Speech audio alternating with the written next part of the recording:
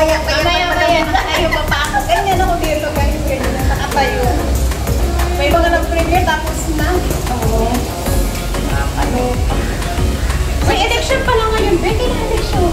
Sabi sa Torbigay?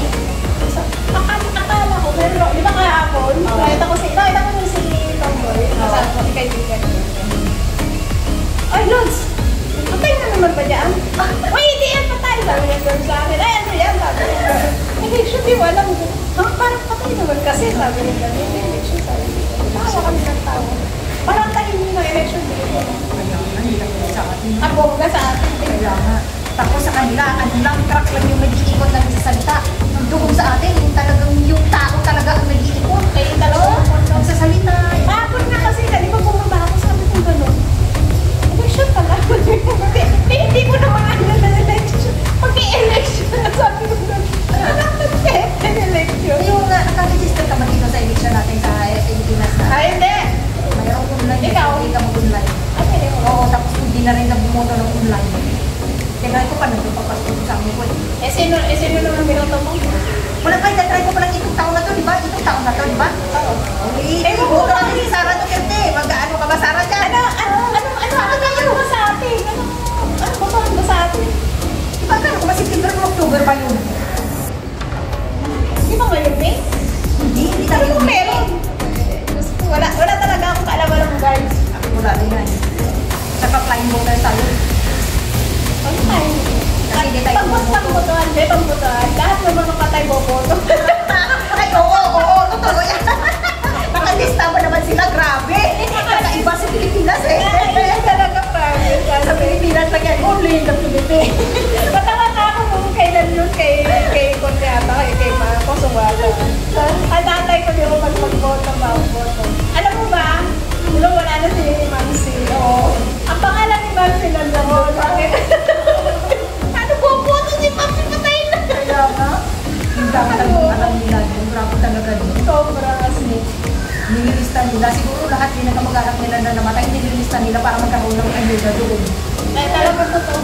Yung tatasiyan ko sa napansin ko lang. Lahat na. Sabi nga nila sa amin, sabi nga nung mga lima, siyempre mga kabataan na, di ba, may mga boboto na. Siyempre mabawasan ako.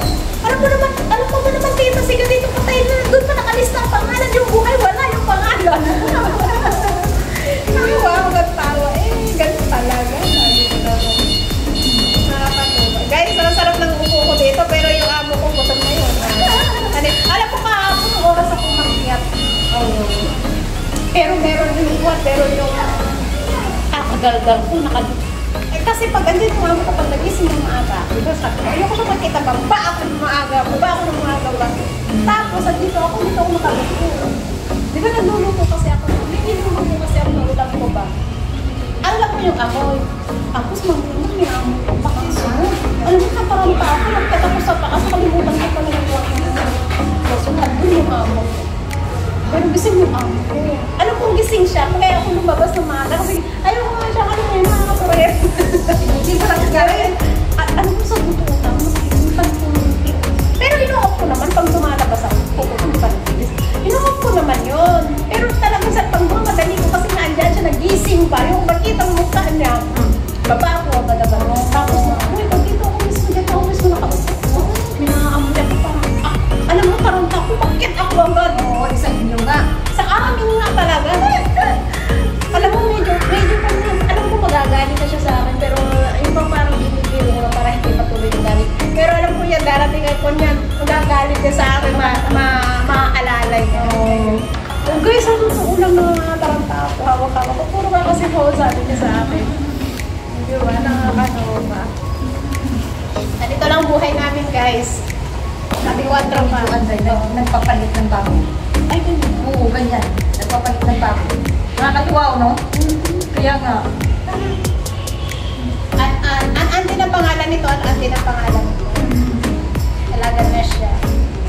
Ayan. Magka-ilang minutes na yan. Pang 1 yan, guys. Diba? Charorots. Thank you so much sa inyo sa ating mga silent viewers, super chatter, all members, and YT friends. Thank you po. Diba? Bye-bye ka naman. Taga-saan ka naman ba?